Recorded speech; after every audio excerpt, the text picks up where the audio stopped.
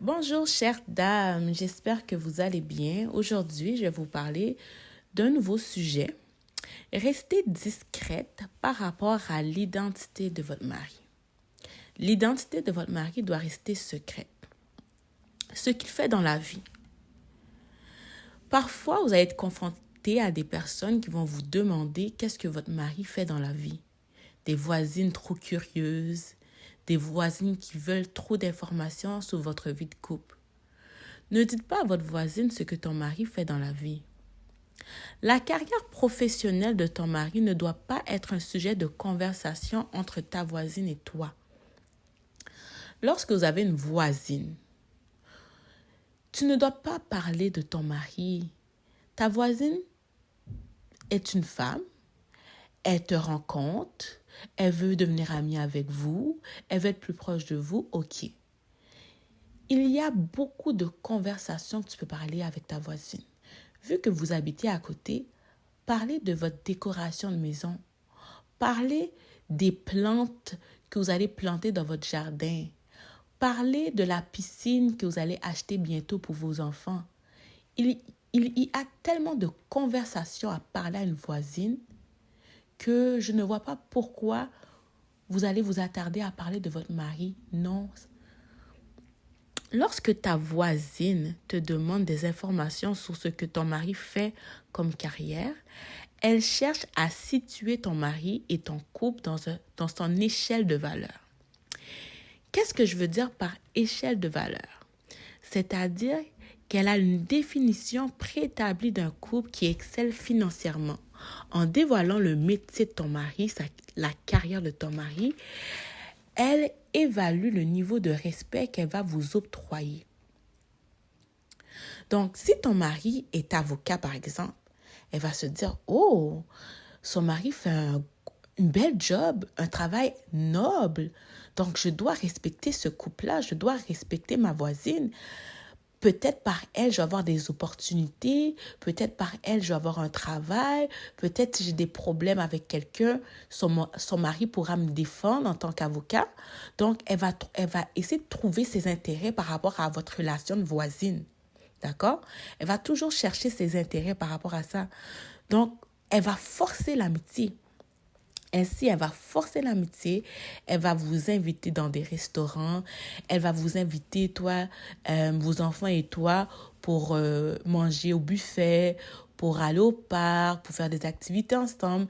Elle va vous inviter à la piscine municipale. Elle va vouloir être proche de vous pour faire des activités, vous parler de votre vie de couple, avoir plus d'informations sur ton mari. Elle va même vouloir rencontrer votre mari. Elle va vouloir que vous fassiez des présentations.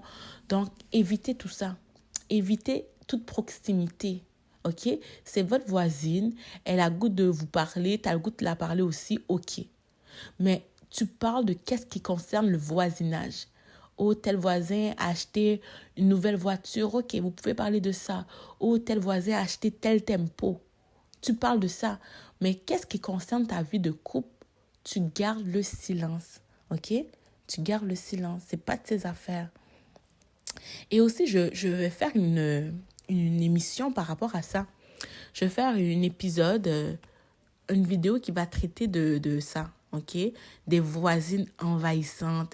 Elle veut savoir qu'est-ce que vos enfants font, quelle activité parascolaire vos enfants font dans la vie, dans quelle école privée vos enfants fréquentent. Donc, je vais vous parler des voisines envahissantes qui veulent tout savoir sur votre vie. OK? Donc, faites attention aux voisines envahissantes. Aussi, autre sujet à ne pas partager à personne. Bon, à personne, c'est pas à personne, mais aux personnes que vous ne faites pas confiance. Par exemple, un collègue cherche à savoir l'âge de votre mari par curiosité. Donc, l'âge de votre mari ne concerne personne. OK? Vous pouvez partager, par exemple, si vous avez une amie, une meilleure amie, ben oui, tu peux dire à ta meilleure amie l'âge de ton mari. Tu peux dire à ta soeur l'âge de ton mari. Mais à une voisine, par exemple, non, c'est pas de ses affaires. À une collègue de travail, non, c'est pas de ses affaires. Votre relation n'est pas assez proche pour que tu dises l'âge de ton mari à ta collègue de travail ou à ta voisine Moi, je préfère dire à un étranger dans la rue que je vais rencontrer une seule fois dans ma vie, là, je me marie, que ma voisine que je vais côtoyer tous les jours ou que ma collègue que je vais côtoyer tous les jours. Non, une personne que vous allez côtoyer tous les jours, qui n'est pas proche de vous, personnellement, qui n'a pas un lien d'amitié avec vous ou un lien familial, tu ne dis pas l'âge de ton mari. En quoi l'âge de votre mari va aider votre collègue à évoluer dans sa vie? Point d'interrogation. Cette information-là va l'aider en quoi? Souvent, ces genres de questions-là, intrusives, sont posées pour enquêter sur la vie privée, sur votre vie privée. Ce que je veux dire par là, lorsqu'on demande l'âge de votre mari, c'est pour évaluer le nombre d'accomplissements qu'il a fait dans sa vie. En effet, un homme de 25 ans n'a pas réalisé les mêmes choses qu'un homme de 35 ans. Par exemple, un homme de 25 ans peut être toujours étudiant, tandis qu'un homme de 35 ans a probablement sa carrière. Ainsi, la collègue pourra estimer votre niveau de vie dans le but de vous mettre dans une case. Par exemple, vous dites que votre mari a 35 ans. Ben là, elle va se dire, OK, en moyenne, les personnes finissent leur étude à 25 ans. Donc, sûrement, il a déjà 10 ans d'expérience dans sa carrière. Donc, ton mari a eu 10 ans pour faire des économies, pour acheter une maison, pour acheter une voiture. Fait que là, cette collègue-là pourra estimer votre niveau de vie. OK, son mari a 35 ans. OK, donc elle a à peu près rendu là dans la vie. Elle a à peu près ça dans sa vie. Elle a à peu près tel bien dans sa vie. Donc, elle pourra te mettre dans une case. Puis, avec cette case-là, elle pourra se dire, OK, est-ce que cette personne-là, je peux m'approcher d'elle pour avoir des opportunités? Est-ce que cette personne-là, je peux la demander certains services? Est-ce que je peux avoir du respect pour cette personne-là? Donc, elles vont demander l'âge de votre mari pour avoir des informations.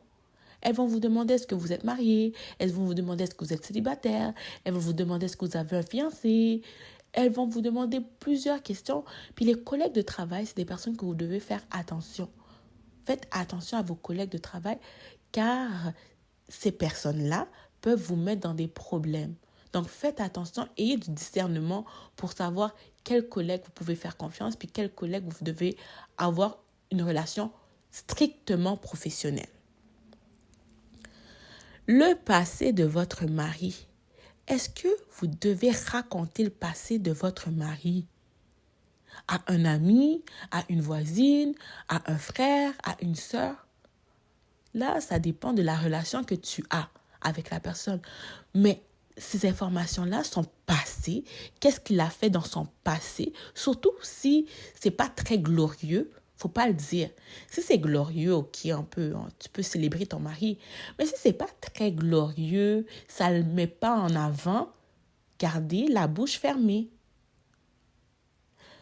Le passé de ton mari ne concerne pas vos amis. Par exemple, votre mari a été marié 10 fois avant de vous rencontrer. Vous êtes son 11e mariage. Vous n'êtes pas obligé de le dire à vos amis ou à votre famille éloignée. Vous risquez d'avoir des jugements sur votre union et des commentaires peu flatteux tels que « tu seras son 11e divorce ». Mais vu que ton mari a été marié plusieurs fois, mais ils n'auront pas confiance à ce mariage-là, à votre mariage. Il va dire, ton mari, là, il va divorcer bientôt. S'il a divorcé déjà 10 fois, il va le divorcer avec toi aussi. Afin que votre paix ne soit point troublée, gardez le secret. Dites pas ça. C'est honteux. Tu vas pas dire ça aux gens que ton mari a été marié 10 fois ou ton mari a des enfants, a plusieurs enfants de plusieurs mères différentes. Dites pas ça. Les gens, ils vont dire quoi? Ils vont avoir des jugements, puis avec raison aussi. Tu sais, avec raison. Même moi, je vais avoir ces jugements-là. Donc, avec raison. Donc, c'est mieux il y a certaines choses que tu ne dis pas pour éviter qu'on parle sous votre dos, afin que les gens ne disent point des choses négatives. Vous n'allez pas aimer ça. Ça ne fait pas du bien d'entendre des commentaires négatifs. Donc, dites pas ça. Dites pas le passé. Surtout quand ce n'est pas glorieux. Dites pas le passé de votre mari. Ça ne concerne personne. Autre point. Les coordonnées pour rejoindre votre mari. vous ne dites pas les coordonnées pour rejoindre votre mari. Par exemple, Facebook, numéro de téléphone, son Instagram, son adresse courriel, l'adresse de sa maison. Non, tu ne partages pas ces informations-là à qui que ce soit. Les coordonnées de votre mari sont confidentielles. Toute personne qui voudrait le contacter devrait le connaître personnellement. Par contre, vous ne serez pas là, vous ne serez pas la source de nouvelles rencontres de votre mari. C'est pas par vous que votre mari va faire des nouvelles rencontres. Non, non, non. Là, vous allez présenter votre mari à votre ami, par exemple. Ils vont devenir meilleurs amis, ils vont faire des activités ensemble. Non. Pourquoi? Ton mari peut faire ses propres rencontres tout seul. OK? Puis c'est pas parce que tu as des amis que forcément que tes amis doivent être les amis à ton mari. Puis vice-versa. Les amis de ton mari ne sont pas obligés d'être tes amis non plus. À part si vous avez fréquenté la même université quand vous étiez jeune, puis vous avez rencontré des personnes en commun. Ça, c'est autre chose. Mais si ensuite, quand vous évoluez ensemble, tu rencontres des personnes de ton côté, mais les personnes que tu rencontres personnellement ne sont pas obligées de connaître ton mari. Pourquoi? Pour aller où avec ça? Non. Faites attention. Quand vous faites ça, vous vous attirez des problèmes. OK? Donc, faites attention à ça. Tous les sujets concernant ton mari doivent rester vagues. Si on demande pour ton mari, par exemple, tu parles au téléphone avec ton ami, « Oh, comment va ton mari? Je ne l'entends pas. D'habitude, je l'entends toujours parler en arrière. Là, je n'entends pas sa voix. Ça fait 2-3 semaines que je n'entends pas ton mari. Oh, il va bien, il dort. » Tu dois être vague.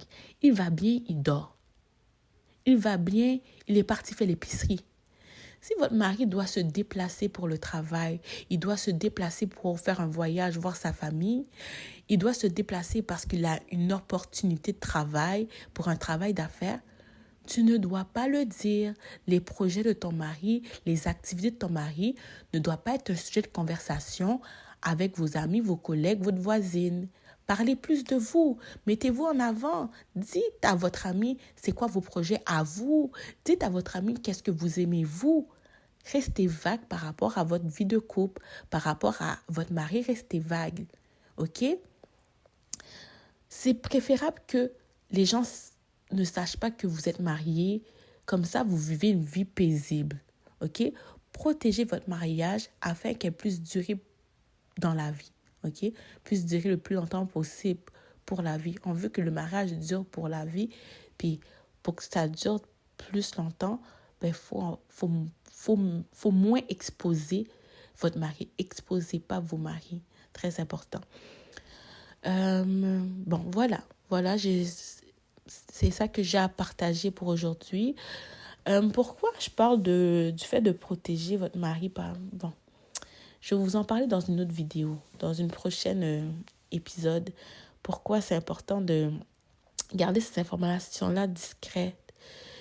Puis choisissez les personnes. Je ne dis pas de ne pas partager certaines informations, mais des fois, ça va changer quoi? Qu'est-ce que ça va apporter? Si ça apporte quelque chose, par exemple, si vous rencontrez quelqu'un, puis cette personne-là, c'est quelqu'un qui peut vraiment bénéficier à votre mari, on va dire c'est un avocat, tu sais, il peut vraiment apporter du plus dans la vie de votre mari, ok, ça c'est quelque chose d'autre.